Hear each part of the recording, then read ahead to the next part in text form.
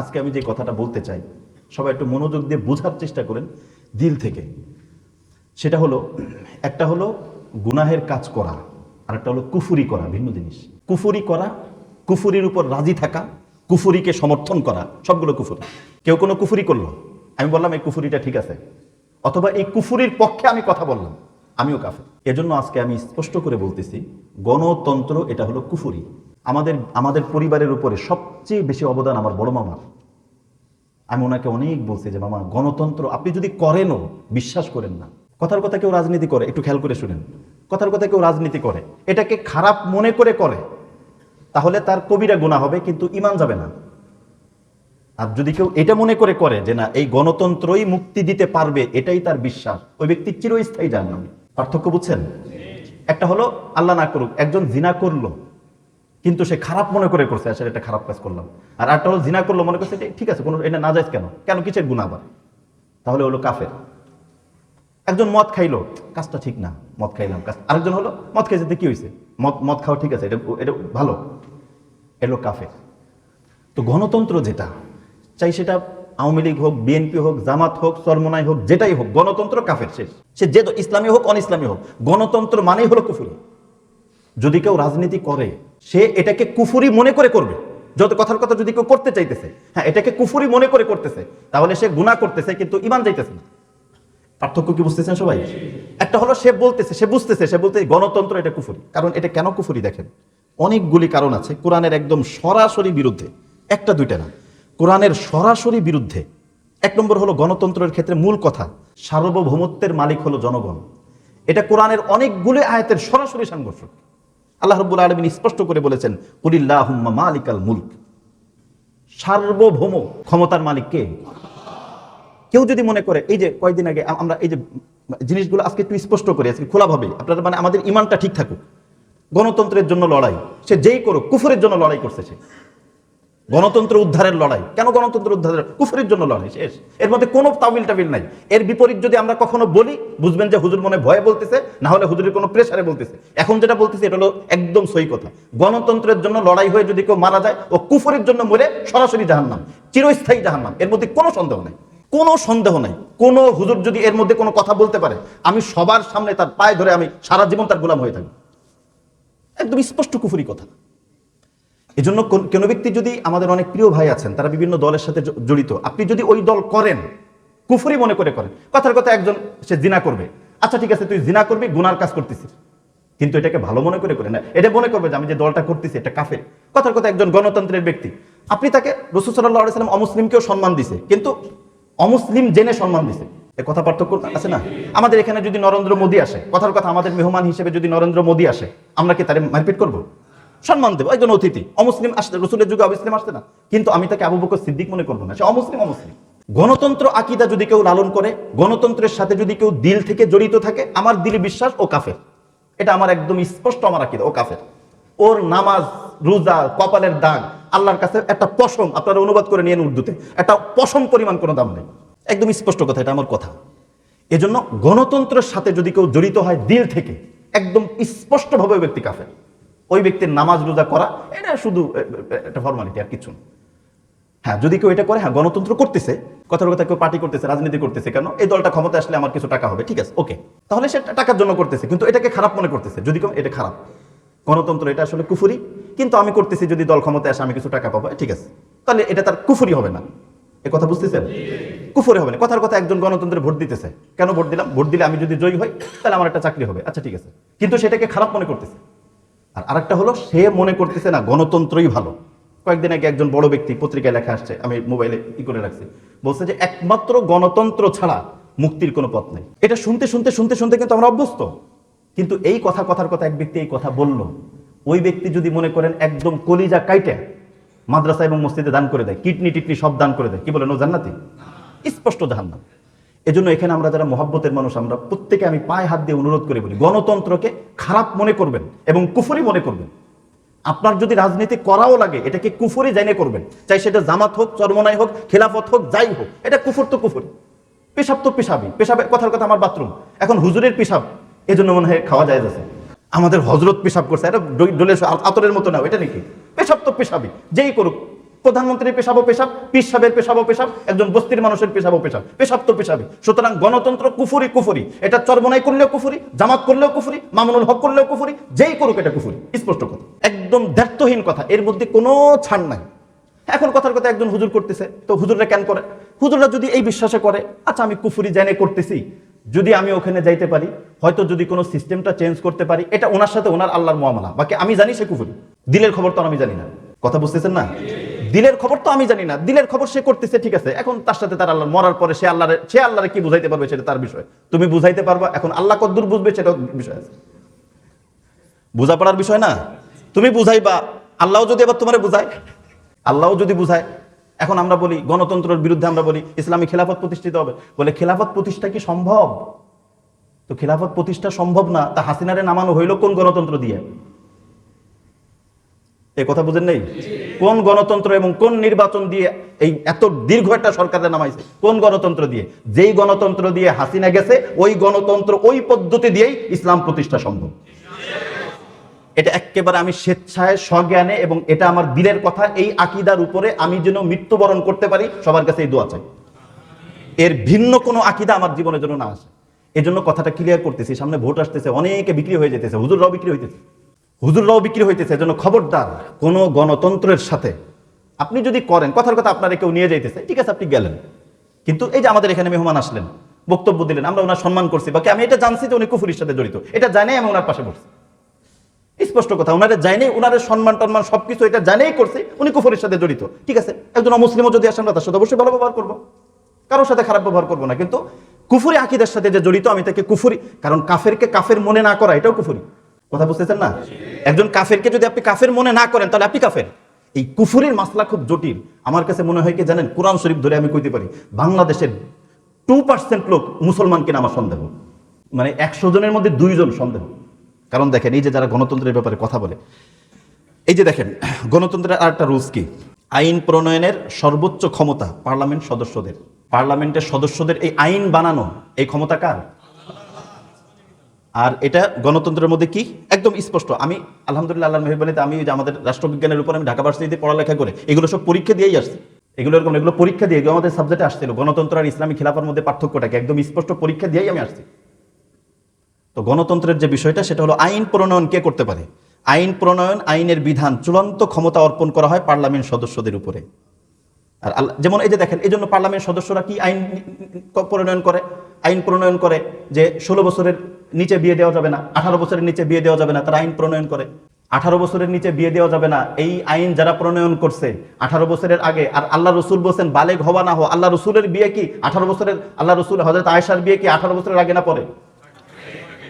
তো আল্লাহ রসুল কিয়ামতের দিন যদি জিজ্ঞেস করে, এই আইনটা তুমি কেন করলেন? দেশে যেন মানুষ বেশি না হয়ে যায়। এই আইন যখন পার্লামেন্টে হয়েছিল, তখন একজন পার্লামেন্টের সদস্য বলছিল যে আমি আমার ভাই বোনদের মধ্যে নবম। এই কথা বুঝতেছেন না? উনি ওনার ভাই বোনদের মধ্যে কততম?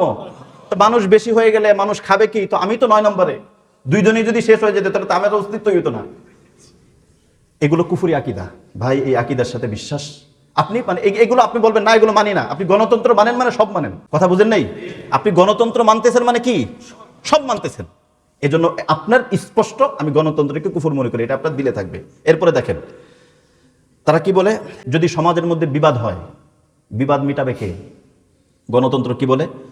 গণতন্ত্র বলে যে কোনো মতবিরোধ বা বিতর্কের ক্ষেত্রে চূড়ান্ত মীমাংসাকারী বানানো হয় দেশের সংবিধানকে। বিবাদ, দেশের মধ্যে যে বিবাদ, এই বিবাদগুলো মিটাবে কে? দেশের সংবিধানের আলোকে এই বিবাদ মিটানো হয়।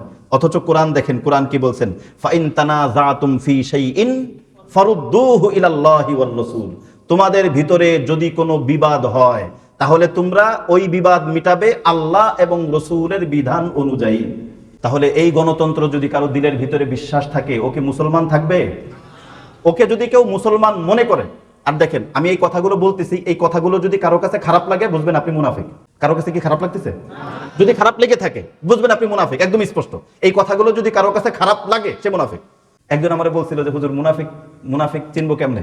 আমি বলছিলাম যদি কোনো হুজুর ভালো অবস্থানে থাকে, এটা দেখার পর যদি আপনার দিলের মধ্যে চিমুচিউ করে বুঝবেন আপনি মুনাফিক। কারণ রাসূল সাল্লাল্লাহু আলাইহি সাল্লামের উন্নতি দেখলে আব্দুল্লাহ বিন উবাই দিলের মধ্যে চিমুচিউ করতো। রাসূল একবার আসতেছে শান শওকতের সাথে, আর আব্দুল্লাহ বিন উবাই মুনাফিক, সে রসুল আসতেছে আর সাহাবায়ে কেরাম আসতেছে, একসাথে শান শওকতের সাথে আসতেছে। আব্দুল্লাহ বিন উবাইর খারাপ লাগছে, কয় কি এত ধুলা উড়াইও না। কথা বুঝেন নাই? মানে রসুলের শান শওকতটা তার পছন্দ হয়নি। আমি বলছি যদি কোনো আলেমের সুন্দর চাকচিক্য বা ভালো কোনো অবস্থা দেখে আপনার দিলের মধ্যে কেউ কেউ করে, সিউ সিউ করে, তাহলে বুঝবেন আপনি কি মুনাফিক। সুতরাং এই জন্য স্পষ্ট, আপনি যে দল করেন ভিন্ন জিনিস, কিন্তু খবরদার ইমানটা নিয়ে যায়। কালকের খালেদা জিয়ার মৃত্যুতে আমি আসলে এই সমস্ত জিনিস করতে পারি না, খুব লাগছে। আরে এত বড় একজন মানুষ, সেও সাধারণ একটা ঘরে, সেও সাধারণ একটা মাটির ঘরে, এত বড় একজন মানুষ, আল্লাহ তাকে জান্নাত নসিব করুক। আমরা তার জন্য দোয়া করি, আল্লাহ তার জীবনের ভুল ত্রুটিগুলো আল্লাহ মাফ করে দিক, এবং আল্লাহ রাব্বুল আলামিন তাকে আল্লাহ পাক সব ক্ষমা করে দিয়ে আল্লাহ তাকে জান্নাত দান করুক। কিন্তু পরিণাম তো এটাই ভাই, পরিণাম তো কবর। এই কবরের কথা চিন্তা করলে আর কোনো কিছু ভালো লাগে না, কোনো কিছু। আরে কি হবে, মানুষ এই প্রশংসা করে, আরে কিসের প্রশংসা? মরার পরে কি হবে সেটাই না বড় কথা। এই অমক অমক অমক অমক, আর কিসের অমক অমক অমক। অনেকে আমার বড় হুজুরকে, আমি আর বড় হুজুর আবার কে? বড় ছোট তো বোঝা যাবে হাসরের ময়দান। বড় ছোট এটা তো হাসরের ময়দানে প্রকাশ পাবে, দুনিয়ার মধ্যে তো বড় ছোট প্রকাশ পাবে না। আমার কেউ বড় হুজুর পেলে আমার খুব রাগ লাগে, কিসের বড় হুজুর? হাসরের ময়দানে যদি আমি মুক্তি পাই তাহলে আমি ইনশাআল্লাহ অবশ্যই বড় হুজুর। আর হাসরের ময়দানে যদি মুক্তি না হয় তাহলে আমি ছোট ছোট নিকৃষ্ট থেকে নিকৃষ্ট হুজুর। আমি তো দুনিয়ার মধ্যে বড় হুজুর আবার কি? কিসের বড় হুজুর? মৃত্যু ইমানের সাথে হয়, এটাই দেখার বিষয়। ইমানের সাথে মৃত্যুটা যদি হয়, এটাই দেখার বিষয়। এজন্য আমার কেউ বড় হুজুর বললো, কেউ বড় কইলো, কেউ প্রশংসা করলো, না না না ভাই, আসল প্রশংসা মরার পরে বোঝা যাবে। ইমানটা নিয়ে যদি যাইতে পারেন, আমল একটু পরে বলতেছি আমি, শুধু ইমানটা নিয়ে যদি যাইতে পারেন আলহামদুলিল্লাহ। এজন্য আল্লাহ রাব্বুল আলামিন আমাদেরকে বোঝার তৌফিক দান করেন। দেখেন, আরেকটা বড় সমস্যা গণতন্ত্রের ভিতরে, গণতন্ত্রের রুলস হলো, আমি একদম পুরো আমাদের বাংলাদেশের সংবিধানটা নিয়ে আসছি এখানে, সংবিধানের ধারা বলে এরপর আমি কোরআন আয়াত বলতেছি। গণতন্ত্রের রুলস হলো, সরকার যিনি থাকবেন তিনি হলো জনগণের পক্ষ থেকে প্রতিনিধি।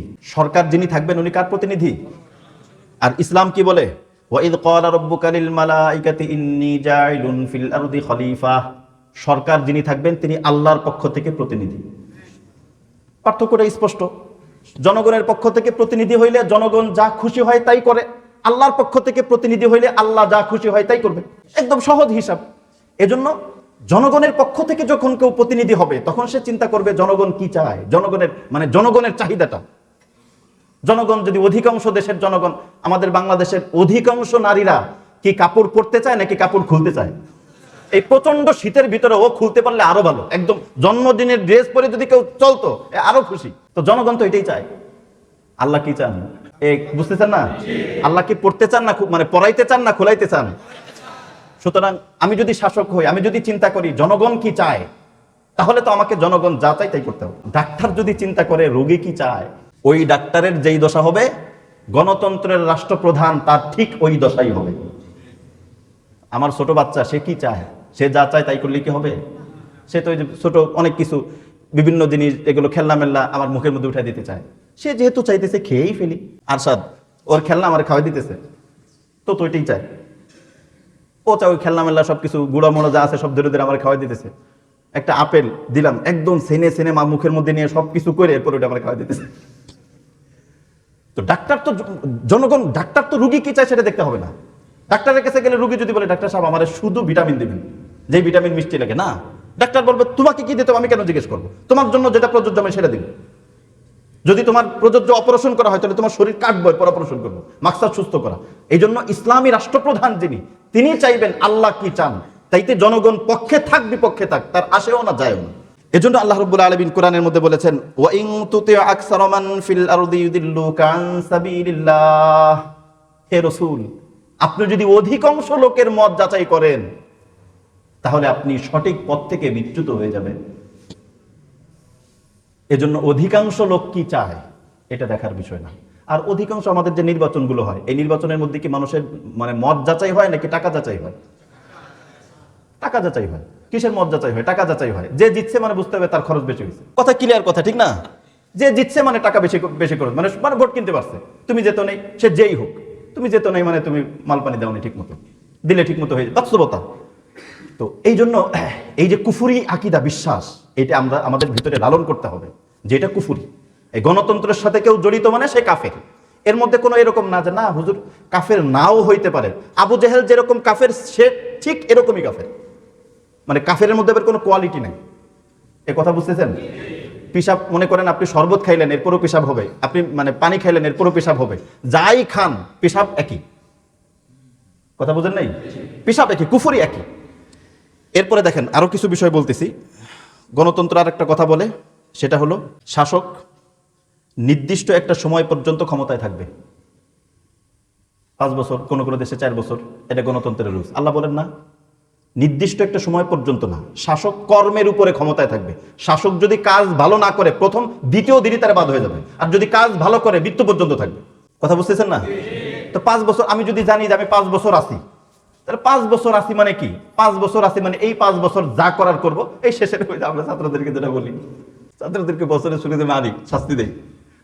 ছাত্ররা যখন বলে যে হুজুর মায়ের বিষয় যে কোনো সমস্যা নাই বাবা, এখন বছর শুরু তো 1 মাস আগের থেকে ভালো হয়ে যাবো। একদম যখন বছর শেষ হয়ে যাবে তখন একদম মাইটটা সব বাদ দিয়ে আরে বাবা একদম মাথায় হাতটা দুলাই খুব ভালো হয়ে যাবো। তো সে সত্যি দেখা যায় যে শেষ আর ওগুলো মনে থাকে না, বছরের শুরু এগুলো আর মনে থাকে না। শেষ পর্যন্ত আমাদের উস্তাদ যখন পড়াইতেন, এক হুজুর ছিলেন অনেক মারতেন। হুজুর যখন মারতেন খুব কষ্ট লাগতো, অনেক কষ্ট লাগতো, কিন্তু বছরের শেষে হুজুর যখন কিছু কথা বলতেন প্রত্যেকটা ছেলের চোখ দিয়ে পানি পড়তো। এবং হুজুর এমনভাবে বলতেন যে আপনারা আল্লাহর মেহমান, আপনারা আসছেন, আপনাদের সাথে ব্যবহারটা ভালো হয় নাই, অনেক এরকম এমনভাবে বলতেন, সবাই কান্ত। এক ছাত্র একবার সাহস করে বলেই ফেলছিল, হুজুর এটা আগে বছর মনে রেখেন, আগে বছর এটা তো মনে রেখেন, তাহলে তো হয়। কিন্তু বছরের শেষে তো বলেন পর আবার নতুন বছরে তো মনে রাখেন না, নতুন বছরে তো আবার সেই পিটান শুরু করেন। এই জন্য ইসলামী বিধান হলো এই। এরপরে আরেকটা যেটা গণতন্ত্রের মধ্যে সমস্যা যেটা, সেটা হলো গণতন্ত্রের ভিতরে যেটা হয়, একজন প্রার্থী নিজের যোগ্যতা প্রকাশ করে অপরকে ছোট করার চেষ্টা করে। ইসলাম এটাকে নিষেধ করে। ইসলাম স্পষ্ট করে বলেছে, আল্লাহ রাসূল সাল্লাল্লাহু আলাইহি ওয়াসাল্লাম স্পষ্ট করে বলেছেন, ইয়া আব্দুর রহমান ইবনে সামুরা লা তাসআলিল ইমারা। আব্দুর রহমান, তুমি ইমারত, দায়িত্ব এটা চেও না। আমাদের ডালকানগরের হযরতকে 18 সাল না 14 সালের মনে হয় 14তে নির্বাচন হলো না, ঢালকানগর হযরতকে 14 সালের নির্বাচনে ওনাকে বলা হয়েছিল যে আপনি যে আসন থেকে দাঁড়াবেন, যদি আপনি পুরান ঢাকা থেকে দাঁড়ান, গেন্ডারিয়া সূত্রাপুর আসন থেকে, সেটাও দেওয়া হবে। আপনি যদি ফরিদপুর থেকে দাঁড়ান, সেটাও দেওয়া হবে। আপনি যে আসন থেকে দাঁড়ান অনুমতি আছে, কিন্তু আপনি নির্বাচন করেন সরকারের পক্ষে। তো উনি বললেন যে ভাই, আমি যদি নির্বাচনে দাঁড়াই আমি হারিয়ে যাব, আমি জিতবো না। তো বলা হইলো কেন আপনি হারবেন কেন, আমাদের অনেক আছে, অনেক কিছু আছে। উনি বললেন না, হারবে বা এজন্য, কারণ নির্বাচনে দাঁড়াইতে হইলে হলো নিজের ইয়েটা বলা লাগে, আমি সব থেকে ভালো এটা বলা লাগে। আর আমার হযরত আমাকে শিখাইছেন সবার সামনে কথা বলা, ভাই আমি সবচেয়ে নিকৃষ্ট। তা আমি যখন নির্বাচনে দাঁড়াই বলবো যে এই যে 5 জন প্রার্থী সবচেয়ে অধম অথর্ব নিকৃষ্ট বা আমি, তো কেউ আমার ভোট দিবে না। এর থেকে ভালো আমি খানকার মানুষ, আমার খানকায় থাকতে দেন, আমি খানকায় আছি, আমার খানকায় থাকতে দেন, আমার রাস্তায় বের করেন না। রাস্তায় বের করলে আপনাদেরও বদনাম হবে, আমার বদনাম হবে, কারণ আমি তো আমার উসুল অনুযায়ী বলবো যে হ্যাঁ উনি আমার থেকে অনেক ভালো। কারণ আমার ইমানের উপর যদি আমার মৃত্যু না হয়, তাহলে আমার পরিণাম কি হবে আমি কিছুই জানি না। এই কথা যদি আমি বলি যে হ্যাঁ ওই ভাই অবশ্যই আমার থেকে ভালো, উনি অবশ্যই ভালো, তাহলে আমার কেউ কি করবে না, ভোট দিবে না। তো গণতন্ত্রের এই একটা বড় সমস্যা। গণতন্ত্রের আরেকটা বড় সমস্যা হলো গণতান্ত্রিক পদ্ধতিতে পরামর্শ হয়। পরামর্শ যেটা, এই পরামর্শটাও ইসলামী পদ্ধতির পরামর্শের মতো না। গণতন্ত্রের পরামর্শ নিয়ম কি? একটা বিষয় পরামর্শ করা হবে, কথা আমি 10 জনের সাথে পরামর্শ করলাম, এই 10 জনের মধ্যে বেশি মত কোন দিকে, এটাই হলো গণতন্ত্র। আর ইসলামী পরামর্শ এটা না। ইসলামী পরামর্শ হলো রাষ্ট্রপ্রধান যিনি অথবা দায়িত্বশীল যিনি, উনি সবার কাছে জিজ্ঞেস করবেন। কথার কথা আমি একটা বিষয় পরামর্শ করলাম যে আপনারা বলেন তো রায় দেন, এখানে সমস্ত মানুষ একটা রায় দিল, আর একজন মানুষ একটা রায় দিল যেটা আমার কাছে যৌক্তিক মনে হচ্ছে। ইসলাম বলে এই একজনেরটা মেনে নেওয়ার অধিকার আমার আছে। আল্লাহ রাসূল সাল্লাল্লাহু আলাইহি ওয়াসাল্লাম যখন বদরের যুদ্ধের যারা বন্দী হয়েছে তাদের ব্যাপারে যখন পরামর্শ করলেন, অধিকাংশ সাহাবী মানে সবাই বললেন ওদেরকে মেরে ফেলা হোক। একমাত্র আবু বকর সিদ্দিক উনি বললেন যে না, ওদেরকে মারলে মারা যায়, কিন্তু এর থেকে ভালো ওদেরকে রেখে, মুসলমানদের আর্থিক অবস্থা এই মুহূর্তে খুব জীর্ণ শীর্ণ, আর্থিকভাবে ওদেরকে কিছু মুক্তিপণ টাকা পয়সা দেওয়ার কথা বলেন, যে ওরা কিছু পরিমাণ টাকা দিই, এই টাকাটা রাখলে মুসলমানদের ফায়দা হবে। আর ওরাও তো মোটামুটি যা পরাজিত হওয়ার হয়েছে, আর ওদেরকে আমাদের এখানে কিছুদিন রাখলে ওরা যখন দেখবে ইসলাম এরকম, এরা সবকটা মুসলমান হয়ে যাবে। তো মানুষটা না মাইরে ওরে মুসলমান বানানো এটা আরো ভালো বেশি। একদম সাথে সাথে রাসূল সাল্লাল্লাহু আলাইহি ওয়াসাল্লাম ওনারটা মেনে নিলেন। কিন্তু গণতন্ত্র হলে কিন্তু এটা মানা যেত না। গণতন্ত্র হলো বেশি কোনটা বলছে সেটা। এইসব বিষয়ের আলোকে আমরা যেটা বুঝলাম সেটা হলো গণতন্ত্রের এই বিষয়গুলো সম্পূর্ণ কুফুরি আকিদা। এজন্য আমি প্রত্যেককে লক্ষ্য করে একটা কথা বলবো, সেটা হলো আমরা গণতন্ত্রকে দিল থেকে, আপনি কাজ কি করবেন না করবেন সেটা আমার দেখার বিষয় না, আপনি কোন দল করবেন, পার্টি করবেন, কি করবেন না করবেন এটা আপনার বিষয়। বাকি আমি এখন যেটা বলবো, দিল থেকে গণতন্ত্রকে কাফের এবং কুফুরি আকিদা মনে করবেন, এটা কি পারবেন? দিল থেকে এটা একটা কুফুরি আকিদা। হ্যাঁ, এখন কেউ কথার কথা রাজনীতি করতেছে, আমি কুফুরি আকিদা মনে করে একজন মদ খাইতেছে, আমরা কি তার কাফের বলি? মদ খাইতেছে, মদ খেলে তো কাফের না, আমরা তাকে বলি ভাই আপনি মদ খায়েন না। হুজুর কি করবো, চেষ্টা তো, এক ভাই সিগারেট খায়, ভাই এটা খায়েন না। হুজুর চেষ্টা তো করি কিন্তু পারি না, একটু দোয়া করেন। আচ্ছা আমি চেষ্টা করতেছে পারতেছে না, ওই ব্যক্তির তো নাজাতের ওসিলা আছে বা তার নাজাত হবে, এ কথা বুঝতেছেন না? কারণ তার নাজাত হবে, ইনশাআল্লাহ তার নাজাত হবে, অথবা সে ভালো হয়ে যেতে পারে। কিন্তু এটাকে যদি কেউ সহি, যেমন এই কথাটা গত 3 দিন আগে এই কথাটা আসছে যে দেশের সবচেয়ে বিশুদ্ধ এবং উন্নয়নের হলো কি গণতন্ত্র, এই মানে গণতন্ত্র, এই কথাটা একজন বলছে। এই কথাতে যদি কেউ ঘৃণা না করে, এই কথাকে যদি কেউ প্রতিবাদ না করে, তাহলে সে কাফের হয়ে যাবে। আরেকটা বিষয় বলে দিই, সেটা হলো গণতন্ত্র আমরা জানি কাফের, এটা এ ব্যাপারে কি কারো কোনো অস্পষ্টতা আছে? এখন আরেকটা জিনিসও আছে, সেটা হলো গণতন্ত্রের বিপরীতটা কি?